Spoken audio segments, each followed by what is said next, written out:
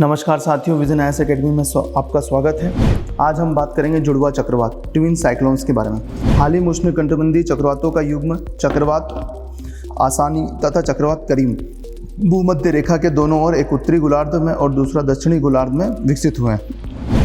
ये दोनों चक्रवात एक ही देशांतर में उत्पन्न हुए थे, किंतु बाद में इनका मार्ग अलग अलग हो गया।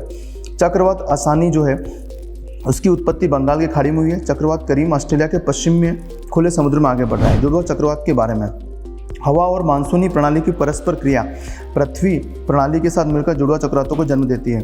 जुड़वा चक्रवातों की उत्पत्ति मूल रूप से भूमध्य रेखीय रॉसबी तरंगों के कारण होती है। रॉसबी तरंगे या रॉसबी वेव्स का नामकरण प्रसिद्ध मौसम विज्ञानी कार्ल गुस्ताव रॉसबी के नाम पर किया गया है, जिन्होंने सबसे पहले समझाया था कि पृथ्वी के घूर्णन के कारण ये तरंगें उत्पन्न होती हैं। रॉसबी तरंगों की वजह से समुद्र में विशाल लहरें बनती हैं, जिनकी तरंग दैर्घ्य लगभग 4000 से 5000 किलोमीटर होती है। इस प्रणाली में उत्तरी गोलार्ध में और दक्षिणी गोलार्ध में एक एक भंवर यानी वोर्टेक्स का निर्माण होता है, और ये दोनों एक दूसरे की दर्पण छवि अर्थात समान किंतु विपरीत होते हैं। उत्तरी गोलार्ध में निर्मित भंवर में घूर्णन गति वामावर्त होती है, जबकि दक्षिणी गोलार्ध में निर्मित भंवर दक्षिणावर्त दिशा में घूर्णन करता है। दोनों भंवरों में भ्रमिलिता यानी कि वोर्टिसिटी का मान धनात्मक होता है और भ्रमिलिता घूर्णन का एक माप होता है।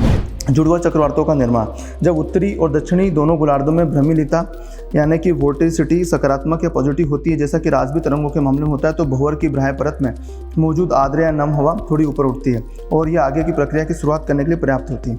जब वायु थोड़ा ऊपर उठती है तो जलवाष्प संघनित होकर बादल का निर्माण करती है और संघनित होते ही वाष्पीकरण की गुप्त ऊष्मा को बाहर निकालती है।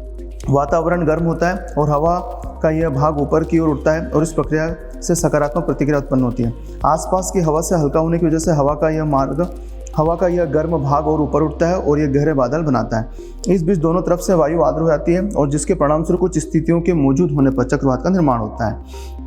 मैडेन-जुलियन ऑसिलेशन, चक्रवात करीम और चक्रवात आसानी जुड़वा चक्रवात है। इसका कारण केवल यह नहीं है ये दोनों चक्रवात एक ही समय में एक ही सामान्य क्षेत्र में निर्मित हुए, बल्कि इसका मुख्य कारण इनकी एक ही जनक परिसंचरण मैडेन-जुलियन ऑसिलेशंस से उत्पन्न होना है।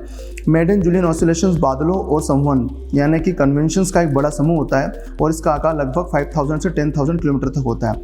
यह रासबी तरंगों और केल्विन तरंगों से मिलकर बनता है, जो कि प्रायः समुद्र में देखी जाने वाली एक प्रकार की तरंगी विन्यास होती हैं। MGO के पूर्वी हिस्से में केल्विन तरंगे होती है, जबकि पश्चिमी हिस्से अर्थात MJO के अनुगामी किनारे पर रासबी लहर होती है तथा भूमध्य रेखा के दोनों ओर दो भंवरें भी होती हैं। हालांकि सभी उष्णकटिबंधीय चक्रवातों की उत्पत्ति मैडेन-जुलियन ऑसिलेशन नहीं होती है।